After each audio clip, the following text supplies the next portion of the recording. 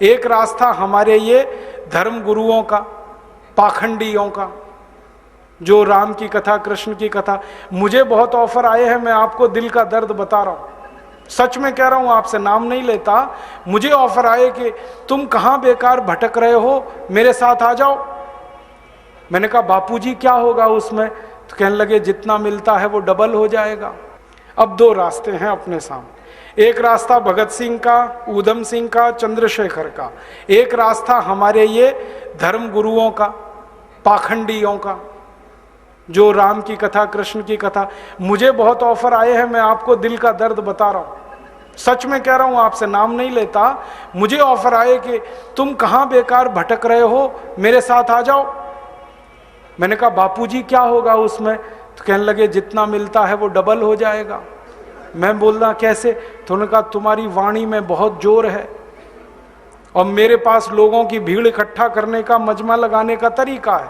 मैं ऐसा डमरू बजाता हूं कि सब इकट्ठे होते हैं और तुम्हारी वाणी में जोर बहुत है, मिलके लूटेंगे, थोड़ा तुम्हारा थोड़ा मेरा।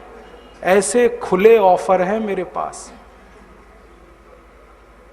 और मैं कहता हूं बापूजी माफ करो। क्यों? कहते तुम्हें पैसे नहीं चाहिए? मैंने कहा पैसे ही चाहिए होते तो बहुत रास्ते हैं मेरे पास, यही एक बचा है। पैसे ही कमाने हैं तो बहुत रास्ते हैं, ये एक रास्ता थोड़ी है। बहुत तरीके हैं, पैसे कमा लूं, घर बना लूं, बीवी बच्चे ले आऊं, करोड़पति हो जाऊं, 10 करोड़पति हो जाऊं, 100 करोड़पति हो जाऊं। बहुत आसान काम है ये तो। थोड़ी चालाकी हो तो सैकड़ों करोड़ बनाना बिल्कुल मुश्किल नहीं है इस देश में। फिर अंत में तो वही होगा ना, सैकड़ों करोड़ हो गए, एक दिन डायबिटीज होगी, एक दिन अर्थराइटिस होगा, एक दिन हार्ट अटैक आएगा, मैं मरने ही वाला हूं। तो मरना तो है ही, वहां भी शायद जल्दी मरूं, क्योंकि जब शरीर में तामस वृत्ति आती है ना तो जल्दी मरता है आदमी। जब तक सात्विक रहता है तब तक थोड़ा दम रहता है, तो तामस वृत्ति आएगी, मरना मुझे वहां भी है।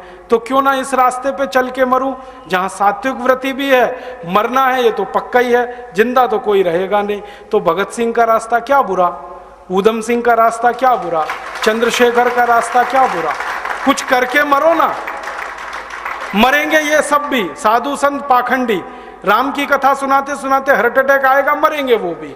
डायबिटीज सबको हो रखी है, मैंने देखा है नजदीक से जाके, सब इंसुलिन लगाते हैं, खाते हैं गोलियां, अपनी डायबिटीज नहीं मिटा पाते, दूसरों को उपदेश देते फिरते। ब्लड प्रेशर सबको बढ़ा हुआ है, क्योंकि ये जो काला धन है ना, इसका हिसाब किताब करने में बीपी ही बढ़ने वाला है। सब बीपी की गोलियां खाते हैं, सब डायबिटीज के लिए शिकार हैं, तो दूसरों को उपदेश देंगे तो मैं भी लग जाऊं, वो एक रास्ता है। एक रास्ता भगत सिंह, ऊधम सिंह, चंद्रशेखर का भी है। मौत तो दोनों में ही आने वाली है, बस अंतर इतना है, एक मौत ऐसी आएगी जिसको देश और समाज जिंदगी भर याद रखेगा, और एक मौत ऐसी आएगी कोई पूछेगा नहीं। तो हमने तो चुन लिया है दूसरा रास्ता, भगत सिंह वाला, ऊधम सिंह वाला, और तय कर लिया है कि जैसे भगत सिंह, ऊधम सिंह, चंद्रशेखर ने गोरे अंग्रेजों को भगाया, वैसे ही हम आज के इन काले अंग्रेजों को मार भगाएंगे इस देश में। और करना क्या है? करना तो एक ही काम है, इस लूट के तंत्र को बदलना है जो अंग्रेजों ने कायम किया और आज तक चला आ रहा है। और ये तंत्र जब तक हम बदलेंगे नहीं, एक भी गरीबी, भुखमरी, बेकारी की समस्या का समाधान होगा नहीं। तो अब हमने क्या करना है, हमारे सपने क्या हैं इस भारत के बारे में? अब मैं व्याख्यान के अंतिम भाग में हूं। क्या सपने हैं?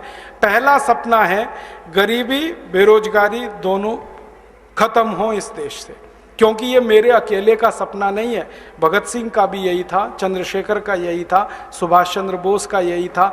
इन सारे क्रांतिकारियों ने जब लड़ाई लड़ी है ना, तो अपने अपने समय में बहुत सारे लेख लिखे हैं, भाषण दिए। उन भाषणों को मैं इकट्ठा कर रहा हूं आजकल, लेखों को इकट्ठा कर रहा हूं। कोई भी क्रांतिवीर ऐसा नहीं है जो ये ना कहे कि अंग्रेजों को भगाना आखिरी उद्देश्य है। वो कहते हैं अंग्रेजों को भगाना तो पहला उद्देश्य है, आखिरी उद्देश्य है भारत की गरीबी मिटानी है, भुखमरी मिटानी है, बेरोजगारी मिटानी है, भारत में समृद्धि लानी है। सब क्रांतिकारी यही कहते हैं, उनका भी यही सपना है, हमारा भी यही सपना है कि भारत की गरीबी, भुखमरी, बेकारी दूर हो। अब इसको दूर करने के लिए पैसे चाहिए, वो कहाँ से आएंगे? तो एक तो रास्ता है कि और ज़्यादा टैक्स लगाओ, पैसे लाओ। ज़्यादा टैक्स लगा के गरीबी ही आती है, समृद्धि नहीं आती। दुनिया में सबसे महान अर्थशास्त्री चाणक्य ने कहा कि जिस राज्य की प्रजा ज़्यादा से ज़्यादा टैक्स भरती है उस राज्य के लोग भिखारी हो जाते हैं। इसलिए टैक्स तो कम से कम ही होना चाहिए। तो ज़्यादा टैक्स लगा के पैसे लाना ये तो मूर्खता का काम है।